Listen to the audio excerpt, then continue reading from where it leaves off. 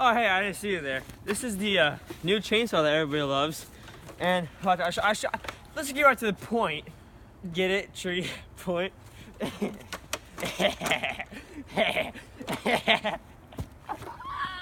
let's just cut it down, okay? Hang on. See, it happens. It happens. You just, you know, and then give a little go.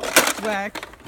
Oh yeah, that happens too. You just fucking rip it off, you know? It's okay. It's okay. And there you go. Wait, actually, there's a new feature. The blade can be detached, okay?